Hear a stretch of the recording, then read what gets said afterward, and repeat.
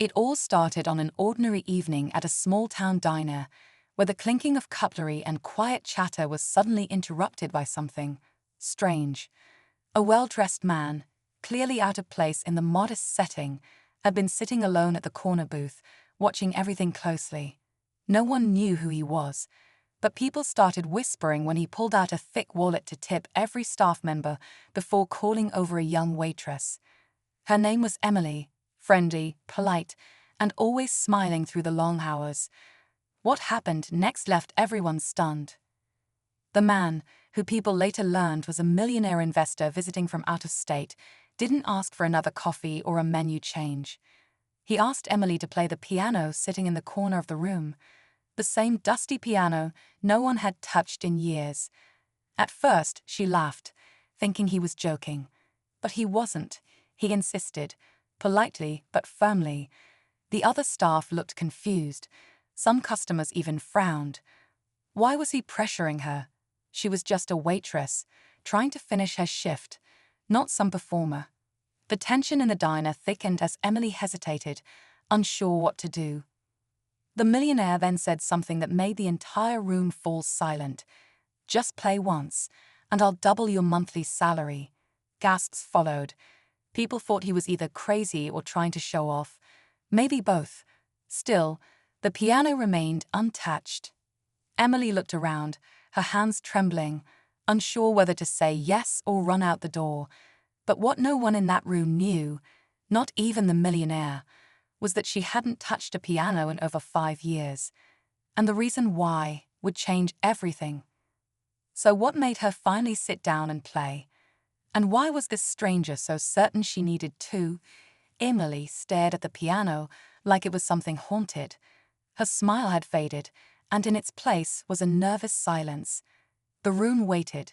Some people were starting to get uncomfortable, whispering things like, "What's this guy's deal?" and "Why her?" But the millionaire didn't seem to care what anyone thought. He leaned forward, calm, almost too calm, as if he knew something the rest didn't. The truth was, Emily used to be a prodigy. A piano player who once filled rooms with applause, not coffee cups. Her childhood had been filled with recitals, competitions, even dreams of music schools far away. But life happened. A sudden family tragedy, bills piling up, dreams put on hold. She never talked about it, not with co-workers, not even close friends. In this town, she was just Emily the waitress, the girl with a nice laugh who always worked late. But there was something about the millionaire, something unsettling. He said her name before she ever introduced herself, said he'd heard of her long ago from someone who had once believed in her talent. That only made things stranger.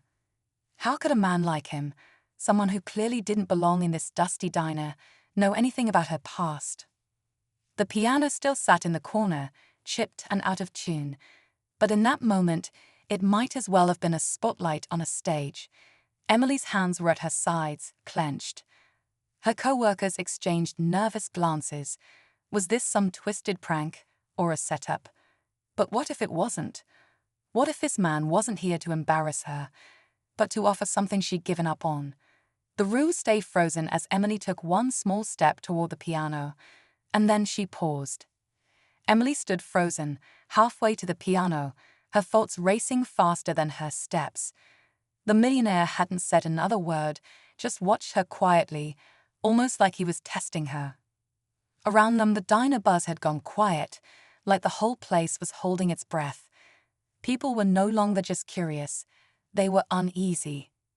Some customers had already pulled out their phones, recording, whispering that this might be going viral soon.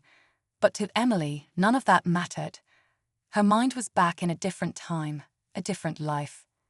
She remembered her mother's face during her last recital, the pride, the hope. That was the night everything changed. Her mother never made it home from the hospital afterward. The music died for Emily that night. Since then, she couldn't even bring herself to look at a piano without feeling the weight of everything she'd lost. Across the room, her manager whispered to another waitress, "Should I stop this?" But no one moved. Even they could sense this wasn't just some rich guy on a power trip. There was something else going on. Then came another twist. A man sitting near the window, probably in his 50s, stood up and muttered, "That girl. I've heard her play. Years ago, she had something." His voice was shaky, like he didn't believe he was saying it out loud. Another customer added, "So why'd she stop?" No one had the answer. Meanwhile, the millionaire checked his watch, still silent. He didn't push her again. Instead, he waited, like someone who had already seen this moment before. But why her? Why now? And what exactly was he hoping to see when she touched those keys? Emily took another step forward. Her fingers twitched at her sides. Still, she didn't sit. Not yet. The tension in the diner was thick enough to feel. You could hear the hum of the overhead lights, the clink of a spoon dropped too suddenly, the low murmur of people trying to make sense of what was happening. Emily stood just a few feet from the piano now, her hands trembling, her eyes fixed on the worn-out keys. Her reflection stared back at her in the glossy wood, and for a moment, she looked like someone caught between two lives, the one she lived now and the one she'd buried years ago. The millionaire hadn't moved. He simply watched, calm and patient, as if everything was unfolding exactly as it should. His presence felt both comforting and unnerving. He wasn't forcing her, not with words, but it felt like the whole room, the whole moment, had been arranged for this one decision. Outside, it had started to rain.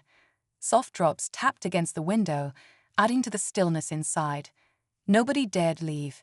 Even the staff had stopped working, frozen in place. A delivery guy stood by the door, holding a bag of takeout he forgot to drop off. Emily's breathing was shallow now. She glanced around and met the eyes of a teenage girl sitting with her parents, someone who looked at her not like a waitress, but like a hero. That did something to her. The millionaire finally spoke again, his voice low. "You're not afraid of playing," he said.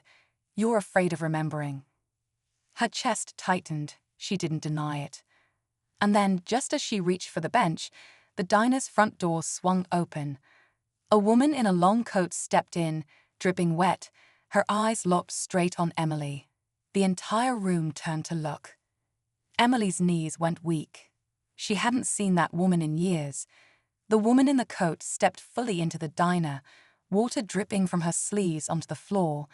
Her face was pale, almost ghost-like, but her eyes, sharp and locked onto Emily, were unmistakable. The room, already silent, somehow grew even quieter. Emily took a shaky step back from the piano, her eyes wide, mouth slightly open. She whispered, "Aunt Claire?" The name sent a ripple through Emily's memory. Claire had vanished from her life right after the funeral. No explanation, no goodbyes. She was the one who once pushed Emily hardest to pursue music, the one who saw something in her before anyone else. But she disappeared when Emily needed her most. Now, here she was, out of nowhere, standing like an unanswered question. The millionaire straightened in his seat, clearly not surprised. That's when it clicked for Emily. He didn't just no about her past. He planned this. Claire slowly walked forward, brushing damp strands of hair from her face. "I told him where to find you," she said gently. "I knew you'd never listen to me. But maybe you've listened to someone who believes in you the way I used to." Emily's heart pounded in her chest. This wasn't just about music anymore. It was about trust. About wounds she thought had healed. The millionaire looked between them and said, "She told me about a girl who could make a room cry with just a few notes." The teenage girl at the corner booth leaned forward, eyes wide with hope. Customers whispered. Phones kept recording. The stakes had changed. This was no longer just about playing a song. It was about proving to herself she still had something worth fighting for. And yet, right when Emily thought she'd seen it all, the diner phone rang. The call was for her. The phone kept ringing, slicing through the silence like a warning bell. Emily stood frozen. A waitress finally answered, then held the receiver out. "It's for you," she said softly. "They asked for you by name." Emily hesitated, then took the phone with shaking hands. "Hello." A man's voice came through. Calm, familiar. "Emily," he said, If you're hearing this, it means everything worked. Her breath caught. It was a recording. The millionaire was still seated across the room, watching, unmoved. This call was arranged months ago, the voice continued, by someone who never stopped believing in you, even when you stopped believing in yourself. Her eyes darted to Aunt Claire, who gave a small nod.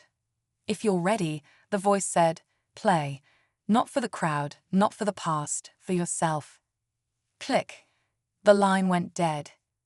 Emily stood in stunned silence. All the fear, the doubt, the pain, it didn't vanish, but it no longer held her still. Slowly, she turned back to the piano. With one deep breath, she sat down. Her fingers hovered over the dusty keys. The first note was soft, uncertain, but it echoed like thunder in the quiet room. Then another, and another. The melody began to form, aching, honest, raw. People forgot to breathe. Some wiped tears from their eyes. The millionaire closed his eyes, as if he'd waited years to hear this exact sound. Aunt Claire watched with trembling hands. And Emily, she finally let go. She wasn't just playing. She was *free*. As the final note faded, silence fell again. Then, a slow clap. Then more. The diner erupted. But just before the applause swallowed everything, the millionaire stood and walked toward the door. He leaned close to Claire and whispered, "She's ready. Tell them we found her." Claire didn't smile. She whispered back, "Are you sure she's the only one?" The applause eventually faded, but the feeling in the room lingered, thick with something rare and real. Emily sat at the piano for a moment longer, hands resting in her lap, heart still racing. She looked up, not at the millionaire, not at Aunt Claire, but at the small crowd of strangers who now saw her in a completely different light. For the first time in years, she didn't feel like she was hiding. The millionaire gave a small nod before slipping out into the rain, not waiting for thanks or attention. Claire stayed behind, walking up to Emily slowly. "They've been looking for someone to compose for a new foundation," she said softly. "He thinks you're the one." Emily blinked, caught off guard. "What foundation?" she asked.